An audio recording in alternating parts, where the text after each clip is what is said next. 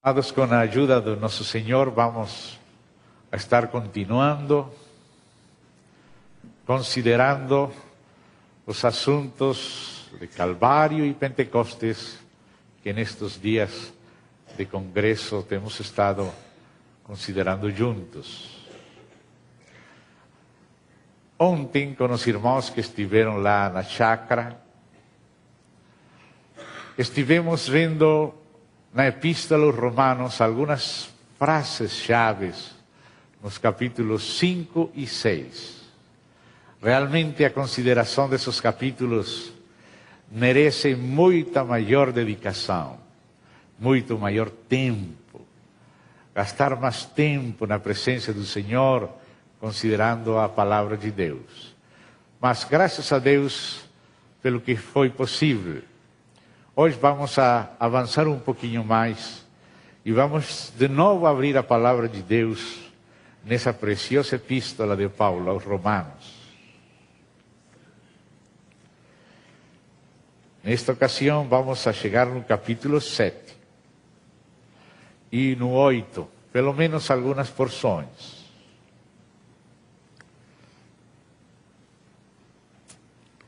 Que misterioso que entre o capítulo 6 e o capítulo 8 tivesse que existir o capítulo 7. Porque aparece aqui o capítulo 7.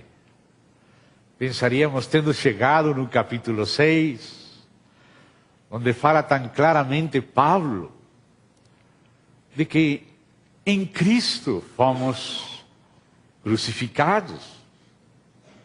Que nosso velho homem foi, e de fato foi, crucificado juntamente com Cristo.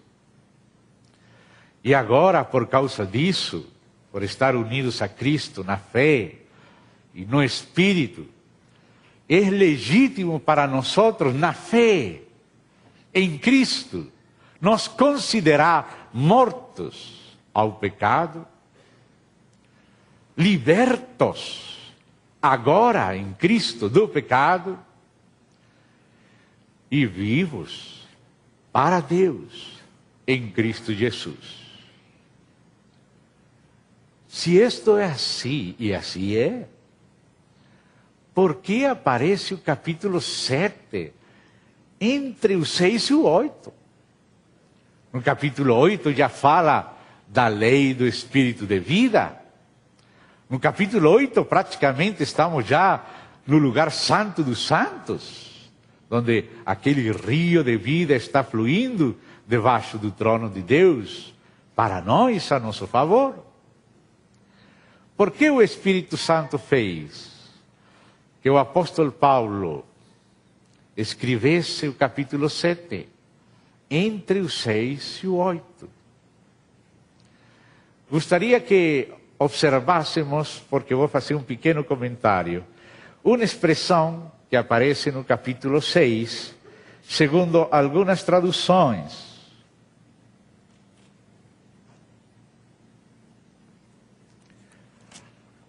Vamos a Romanos capítulo 6, vou me ajudar aqui com minha Bíblia em espanhol, porque às vezes lembro os cantos, não os números.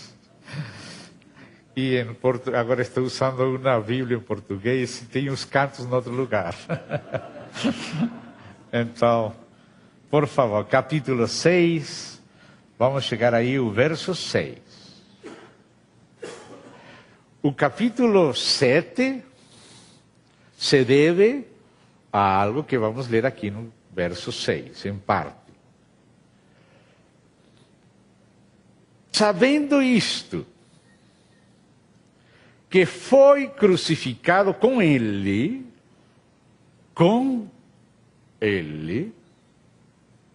foi algo que aconteceu ao mesmo tempo que o Senhor Jesus Cristo estava sendo crucificado.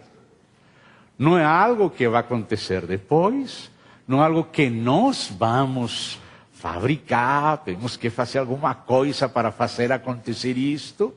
Não. É algo que Deus fez e que através do seu evangelho ele nos faz saber. Sabendo isto, que nosso velho homem foi, tempo passado, crucificado com ele. Para que, aqui a frase que gostaria de explicar um pouquinho, antes de passar ao 7, o corpo do pecado, esta tradução que estou lendo aqui é edição revista atualizada no Brasil, de João Ferreira de Almeida. A mesma coisa acontece com Reina e Valera em espanhol, traduz praticamente do mesmo jeito. Para que o corpo do pecado seja destruído e não sirvamos o pecado como escravos. Não sei se alguém aqui tem alguma outra tradução diferente a estas. Alguém tem uma palavra diferente a destruído aqui?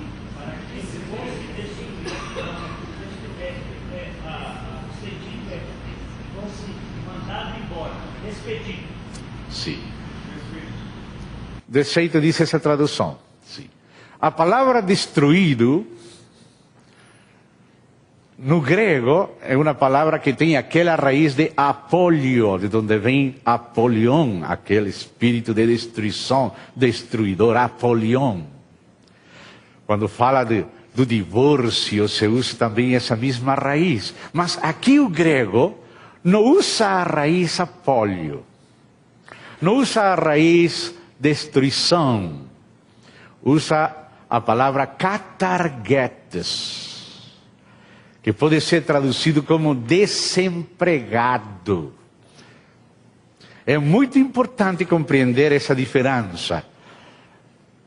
Por que aparece o capítulo 7, se já no capítulo 6 foi declarado que o velho homem foi crucificado? Para que o corpo do pecado seja desempregado. O capítulo 7 aparece por causa disto.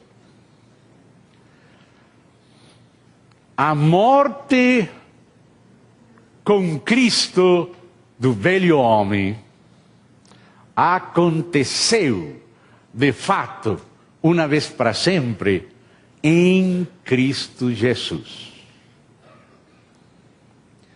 E o Espírito do Senhor é aquele que contém tudo que o Senhor é e tudo que o Senhor fez, e Ele passa esses fatos cumpridos, consumados para nós. Se nós cremos, pela graça de Deus recebemos o Senhor, todas as coisas que o Senhor conseguiu para nós, que agora estão contidas no Espírito, o Espírito faz em nossos espíritos uma realidade. Mas isso não significa que nossa carne tenha melhorado em si mesma. Que o corpo do pecado seja, como aqui diz, destruído, ou mais exatamente, katargetes, desempregado, não quer dizer que nossa carne melhorou um pouquinho, ou muito. Realmente, nossa carne não melhorou para nada. O assunto da redenção e da regeneração é justamente por isso.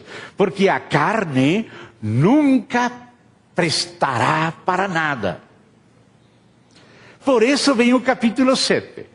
Para que as provisões de Deus, que aparecem claramente declaradas por Deus, pelo Espírito, pela sua palavra, pelos seus apóstolos, no capítulo 6, sejam uma realidade em nossa experiência a partir de andar no Espírito. Porque às vezes poderíamos tomar essas frases e aplicar aqueles fatos de Deus erradamente a nossa carne. Como se nossa carne tivesse sido liberada da lei do pecado e da morte. Como se já não existisse mais essa terrível lei em nossa natureza queda, heredada de Adão. Temos que aprender a compreender os dois planos, contrastar o plano da velha criação em Adão e na carne, com a nova criação em Cristo no Espírito. Tudo o que Adão chegou a ser depois da queda, nossa carne herdou.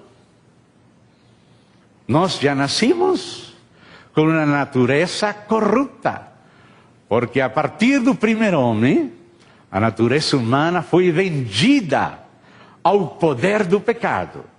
Por isso no capítulo 5 diz que o pecado entrou no mundo por um homem. Adão pecou, a natureza humana nele passou a ser vendida ao poder do pecado.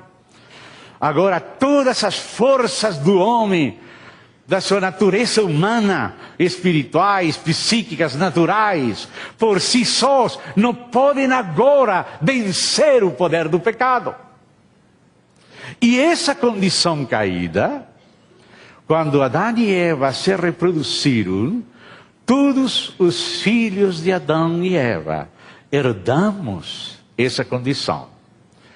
Tudo o que Adão chegou a ser depois da queda, nossa carne herdou. Portanto, a palavra de Deus nos diz que não devemos andar na carne. Porque se andamos na carne, e Ele não está falando para incrédulos, Ele está falando para irmãos, Ele está falando para crentes. Ainda se você é crente, ainda se você nasceu de novo, ainda se você tem o Espírito Santo, e se é um filho, e se nasceu de novo, de fato você tem o Espírito Santo. Mas se você não anda no Espírito, a carne vai manifestar o que ela é desde sua concepção no ventre de nossa mãe. Como disse o salmista, em pecado me concebeu a minha mãe. Por isso era necessário acrescentar o capítulo 7 entre o capítulo 6 e o capítulo 8.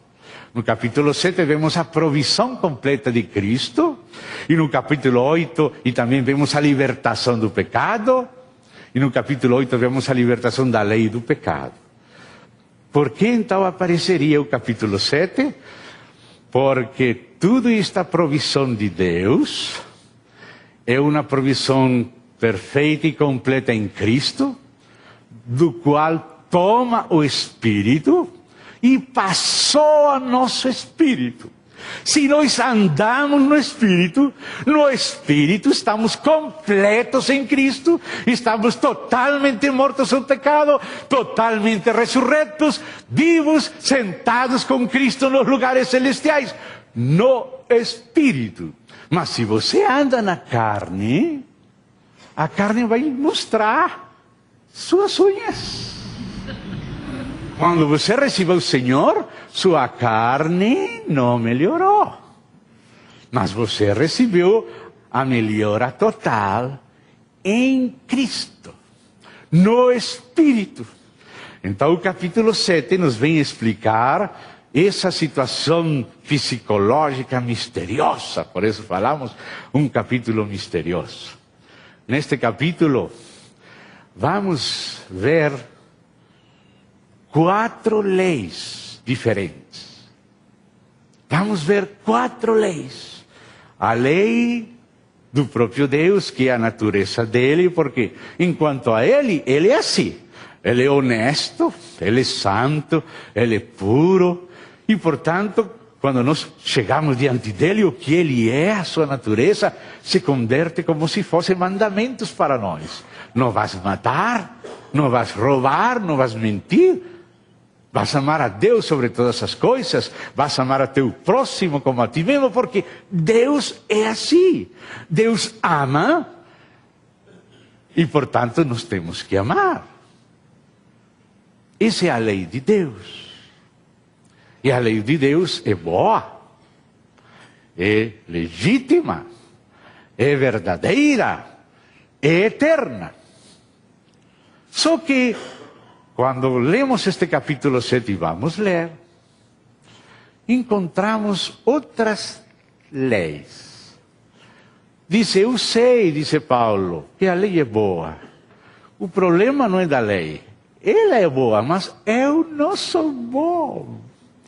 Eu sou carnal. E quando o homem carnal chega diante da lei de Deus, procurando na sua força, na força da sua natureza humana, agradar a Deus, descobre que existe uma outra lei na sua carne, que opera de maneira diferente que a lei de Deus, e que conduz você para outro lugar. Depois você descobre que até concorda com a mente que Deus tem razão. Mas a lei da sua mente não é tão forte como para vencer por si mesma a lei do pecado que está na carne. Então você vê a lei de Deus, a lei do pecado e da morte que está em nossa carne, a lei da nossa mente que concorda com a lei de Deus, mas que não tem poder para vencer a outra. E por fim, no capítulo 8, a lei do Espírito de vida em Cristo Jesus. E essas 4 leis estão funcionando. Deus é como Ele é, e todos temos dívida diante dEle. Mas nossa carne também é como resultou ser depois da queda terrível, mais do que imaginamos. E ainda o que resta daquele bom propósito de Deus em nós, o homem não pode, não quer, não tem suficiência para agradar a Deus, não tem poder suficiente para vencer por si mesmo a carne. Então precisamos o Espírito e a lei do Espírito. Então vamos ler agora o capítulo 7. Já estamos mais ou menos vislumbrando por que este capítulo 7 misterioso aparece antes do 8 e depois do 6. Depois do 6. Se aparecesse antes, não, mas o Espírito Santo é mais sábio do que nós. Ele tinha que nos ajudar para não compreender mal nossa crucifixão com Cristo. Não quer dizer que, como o velho homem foi desempregado, foi crucificado, e o corpo de pecado foi desempregado, agora nossa carne ficou limpinha, confiável, agora somos confiáveis. Oh, nem a carne de Paulo era confiável. Ele dizia, eu mesmo. Ele tinha medo dele mesmo, amado. Depois de ser crentes, é que temos que ter mais medo de nós mesmos. Para não confiar em nós mesmos. Mas confiar sim nos fatos de Deus, na provisão de Deus. Mas essa provisão é nossa se estamos em Cristo. Se estamos e andamos no Espírito. Mas se ainda sendo crentes, se tendo o Espírito, andamos na carne, vai aparecer esse fenômeno ruim, terrivelmente ruim, da lei do pecado na carne. Então vamos ler um pouco devagar do capítulo 7. Vamos ler.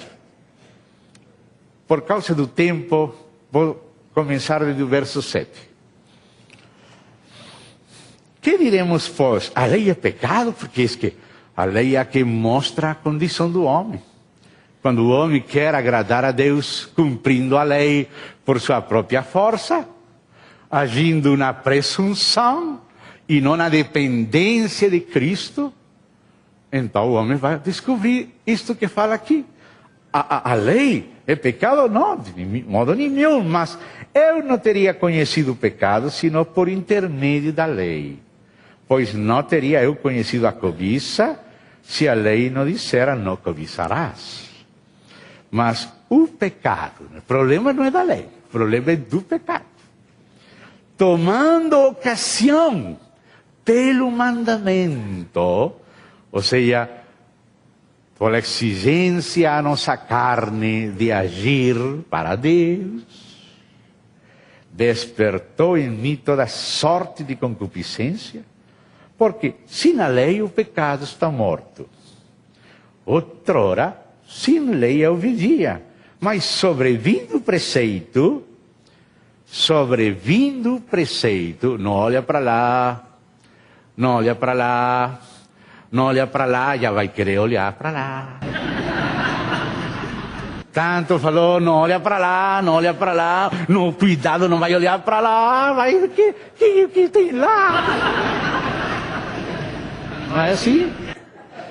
Assim disse, hein? Disse, sobrevindo o preceito, reviveu o pecado, e eu morri. E o mandamento que me fora para a vida, verifiquei que este mesmo se me tornou para a morte, porque agora me condenou. Porque que falava a lei? Todo aquele que fizer todos os mandamentos da lei vai viver por ela. Mas maldito aquele que não fizer tudo que está escrito na lei. Quando você procura agradar a Deus na lei, você descobre que você falhou aqui, lá também, lá também, lá também. Você resultou que aquele mandamento que queria conduzir você pelo caminho da vida, resultou que condenou você como culpado. E agora você é merecedor de morte. Resultou para a morte. Um mandamento bom de Deus, que é correto, resultou para a morte para mim. Os mandamentos só serviram para mostrar nossa ruindade, nossa situação ruim. Porque o pecado, prevalecendo-se do mandamento, pelo mesmo mandamento me enganou e me matou. Por conseguinte, a lei é o que, como Deus é, como nós temos que ser, a lei é santa. E o mandamento, santo, justo e bom. Amar a Deus sobre todas as coisas, não é santo? Não é justo? Não é bom? E amar o próximo como a nós mesmos, não é algo santo? Não é algo justo? Não é algo bom? Então o problema não é com o mandamento, o problema é comigo, é contigo, é com nossa carne, com o que herdamos de Adão, desde o ventre de nossa mãe. Aí onde está o problema. E esse problema não pode ser solucionado com mandamentos. É como falar para uma galinha: galinha, você tem que dar leite porque eu quero queijo. Galinha vai fazer o que pode, mas só vai dar ovo, mas queijo não. Não é assim? Bom, imagina, a lei tem que produzir queijo, mas nós só produzimos ovos podres. Alguma coisa ruim tem aquela galinha. Bom, o problema não é do mandamento. Então vamos continuar aí. Por conseguinte, a lei é santa, um mandamento santo, justo e bom. E acaso o bom se me tornou em morte? De modo divino, não é o bom. Não é o bom, de modo nenhum. Pelo contrário, o pecado, esse é o problema. Nota que aqui já está falando desde o capítulo 5, na metade, já vem falando em singular, o pecado. Se lembram que no capítulo 4 falava em plural, os pecados. Bem-aventurado aquele homem cujos pecados, transgressões, iniquidades, em plural, são perdoados. Ou seja, muitas coisas pecaminosas que temos cometido. Mas o problema nosso não é somente que de vez em quando cometemos alguns pecadinhos pequenininhos. Não. Nosso problema é mais grave. Nosso problema não é o que fazemos de vez em quando. Nosso problema é o que somos desde que fomos concebidos no ventre de nossa mãe. O problema é a natureza pecaminosa que herdamos de Adão e Eva, de nossos pais. O problema não é só o que fazemos. O problema é o que somos da cabeça aos pés, desde meninos. Esse é o problema. O pecado em singular se refere à natureza pecaminosa que herdamos. E essa natureza tem dentro uma lei intrínseca. Cada criatura se conduz segundo uma lei. As galinhas vão agir como galinhas, porque são galinhas, estão programadas para ser galinhas, tem que tem que colocar ovos, esse é o normal delas. Está programada para isso, essa é a lei da vida das galinhas. E os cachorros têm outra lei, eles vão fazer a coisa deles. E os gatos também, os cavalos. Desgraciadamente, depois da queda, o homem foi sometido ao poder do pecado. E a natureza queda do homem está programada para o pecado, para a corrupção e para a morte.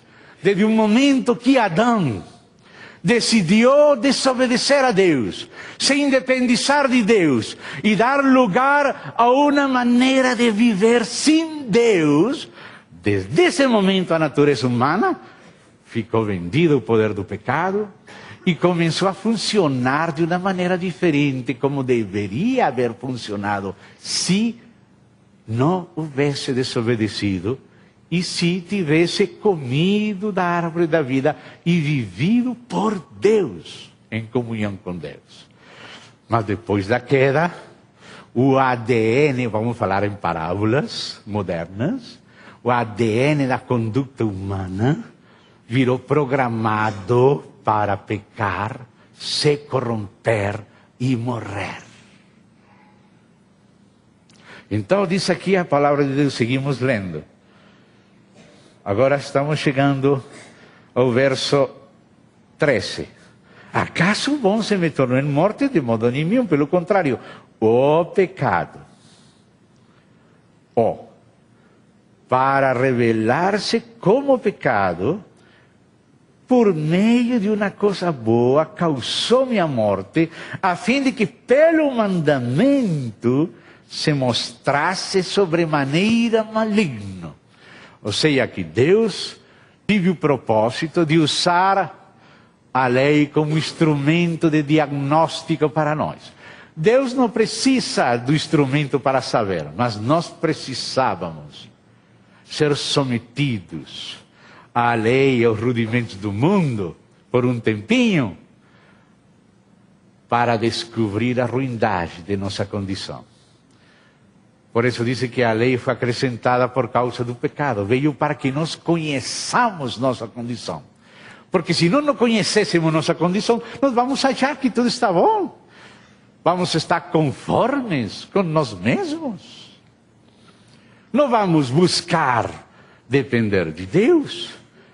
Mas quando você quer agradar a Deus e vai descobrindo a sua impossibilidade, aí a lei, como ágil, vai conduzindo você ao reconhecimento que precisa de Cristo.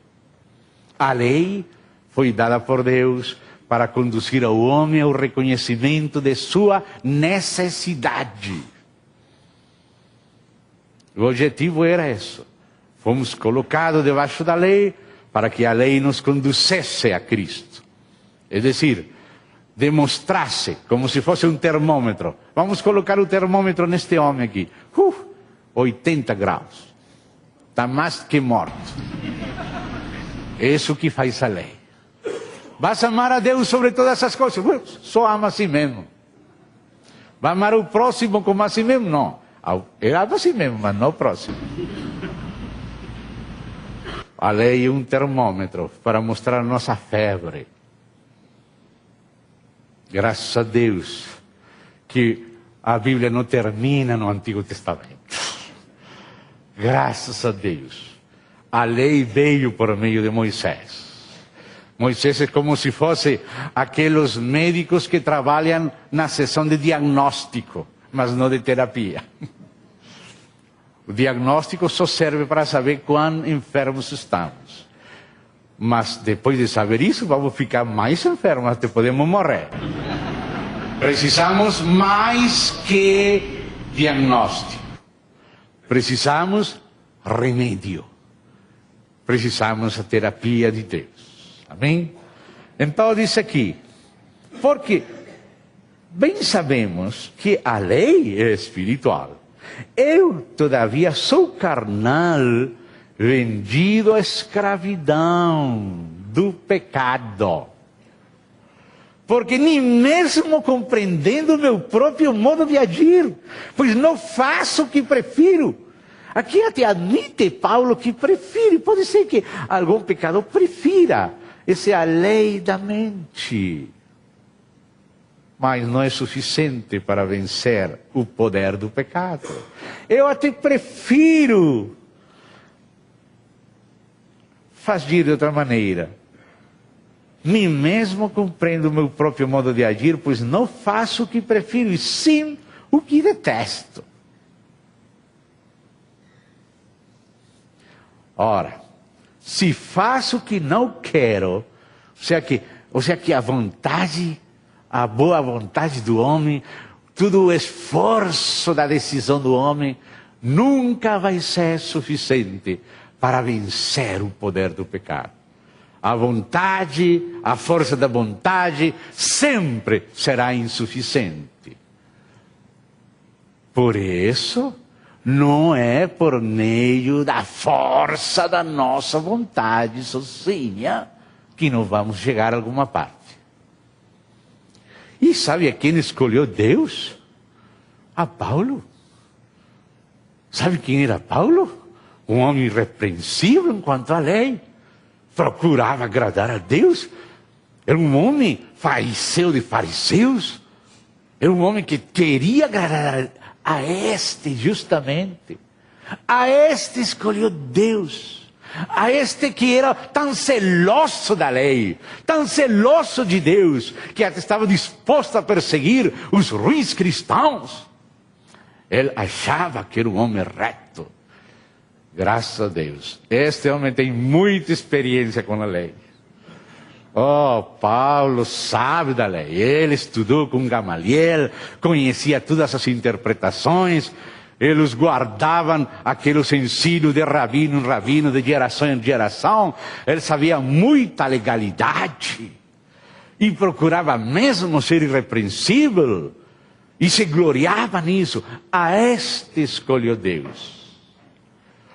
Para que descobrisse que esse grande fariseu de fariseus era o pior dos pecadores ainda depois de ser crente. Claro que ele venceu o poder do pecado.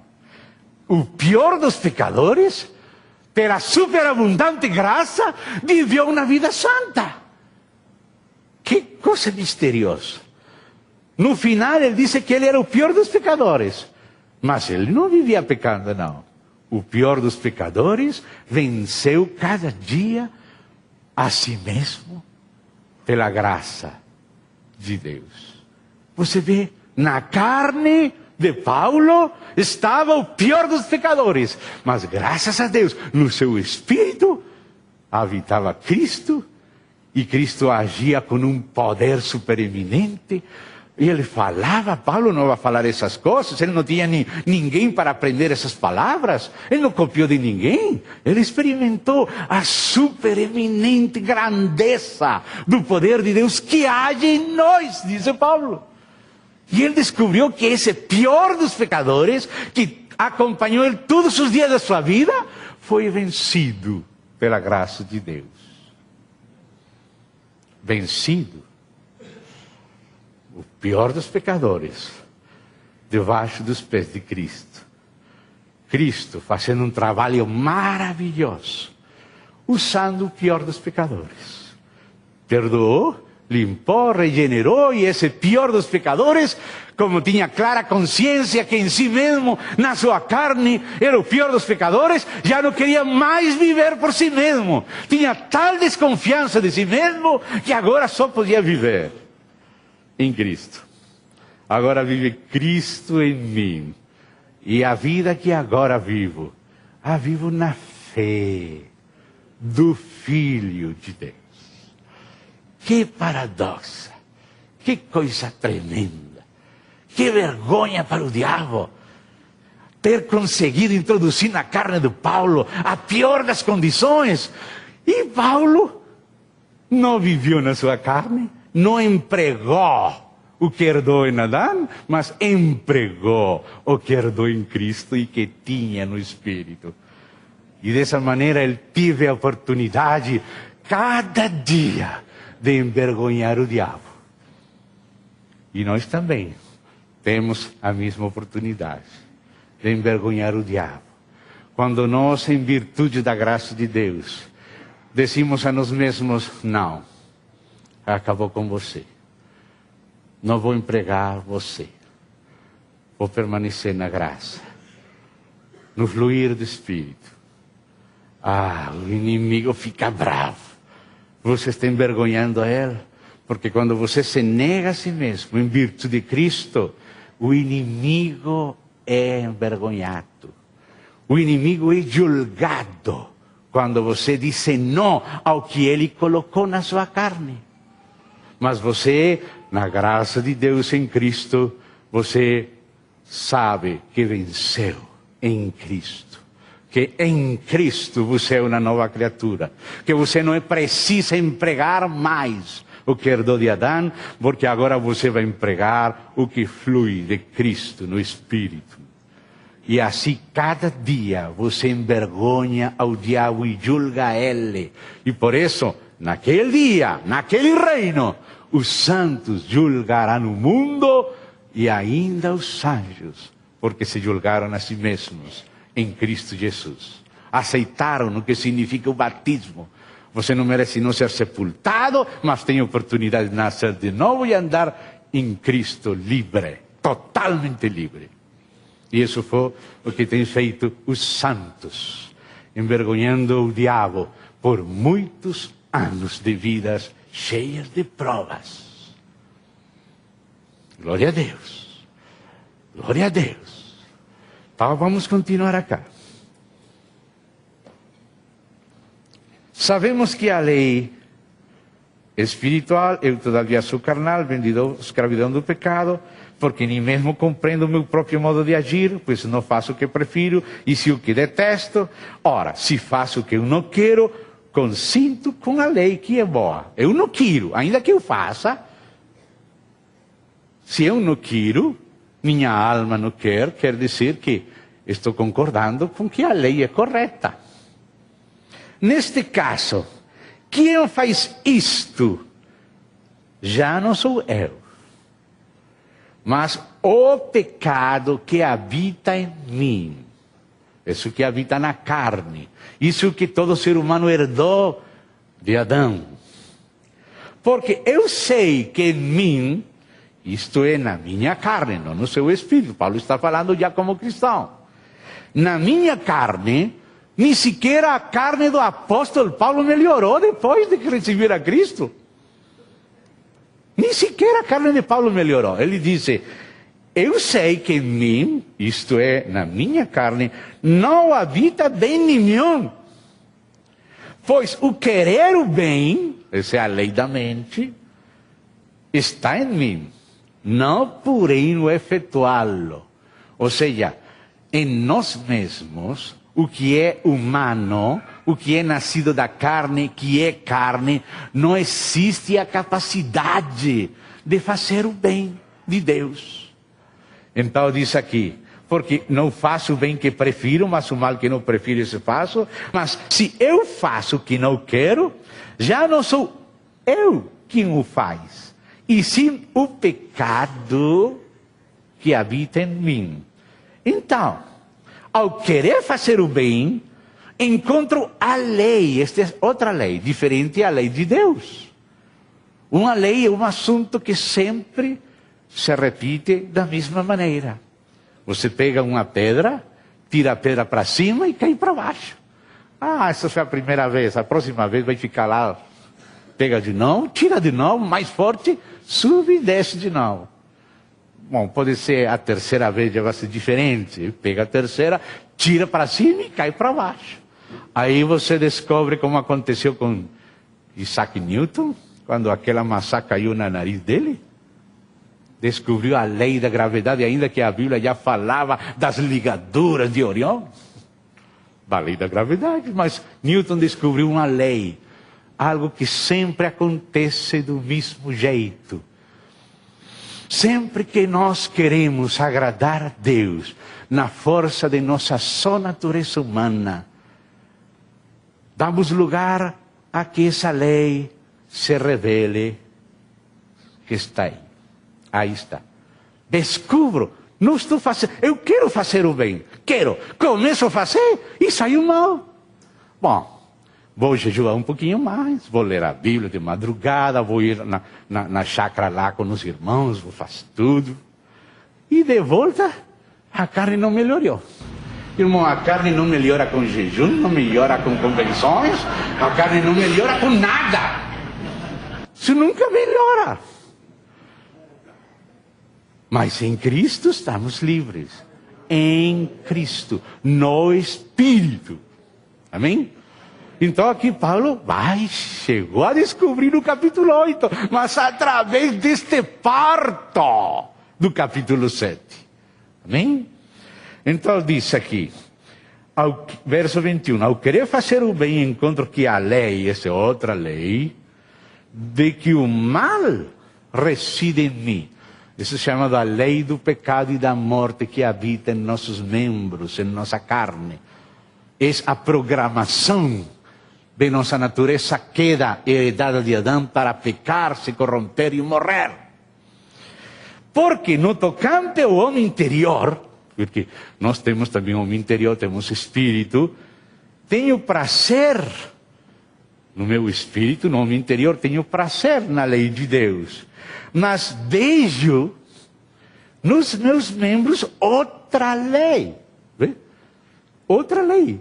A lei de Deus, a primeira que estamos falando, é para nos alegrar. E Paulo até se alegrava, mas ele via, acho que agora nós também, outra lei nos seus membros. E disse, guerreando contra a lei da minha mente, que apareceu na terceira lei. A lei da minha mente, ou seja, a lei da nossa alma. A nossa alma mesma foi programada para ter comunhão com Deus. Mas depois da queda, não saem bem as coisas. O cura não quer ser um promíscuo, não quer ser homossexual, ele quer ser célibe. Mas resulta homossexual, ficando na sacristia. O que acontece? Ele queria fazer as coisas bem. E agora as coisas estão saindo por outro lado. Por causa da lei do pecado e da morte na carne. A lei da minha mente pode concordar com a lei de Deus. O querer o bem está em mim, mas não fazer. Não faço o que quero, senão o que detesto os que faço.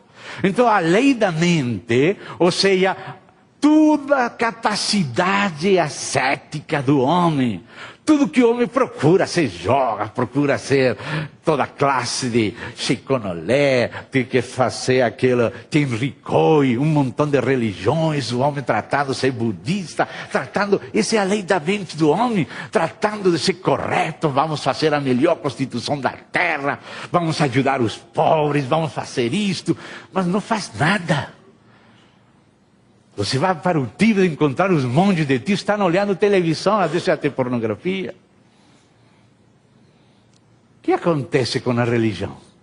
É a lei da mente mostrando a sua insuficiência. Não consegue nada.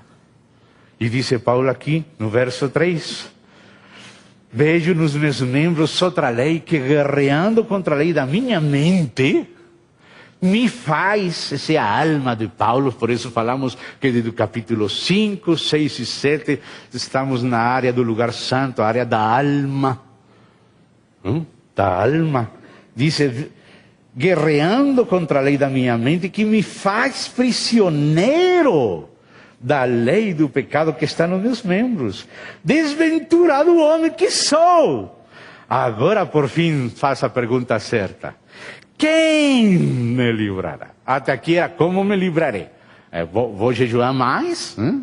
Vou chegar cedo lá, no lugar da reunião, vou me colocar de joelho na primeira banca, vou rezar o rosário, vou ir à missa, vou fazer tudo. Mas agora descobriu que nada o que ele faz ajuda para nada.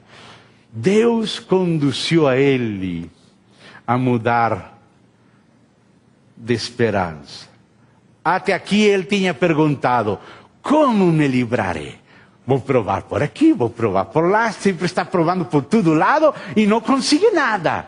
Agora, depois de tanto fracasso, por fim se deu conta que tinha que mudar a pergunta.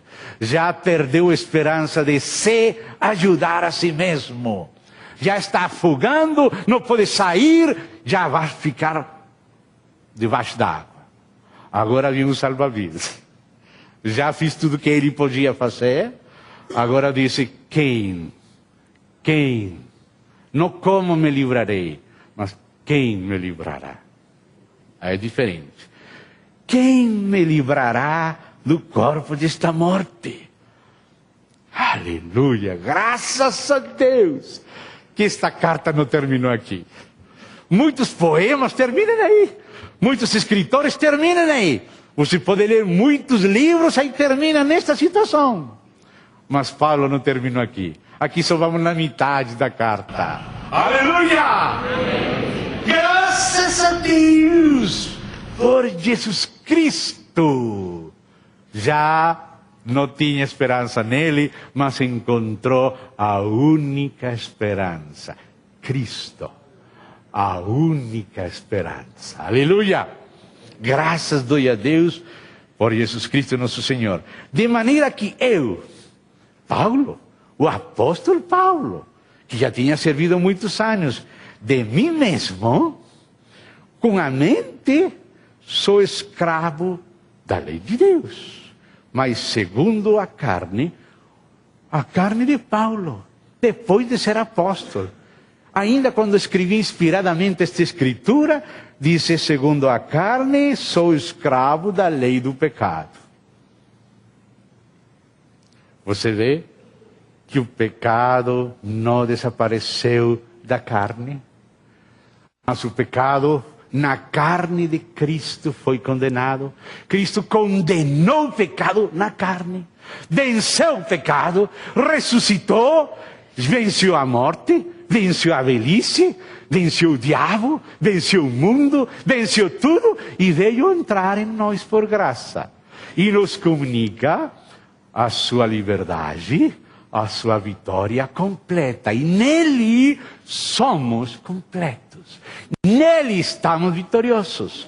E ele está em nós pelo Espírito. E o seu Espírito está em nosso Espírito. Se pela fé andamos no Espírito, andamos em novidade de vida, andamos em absoluta libertação e não precisamos pecar, porque o novo homem não pode pecar. Aquilo que nasceu de Deus nunca vai pecar. O que nasceu de Adão sempre vai pecar, mas o que nasceu do Espírito, a nova criação, Cristo em você, nunca vai pecar.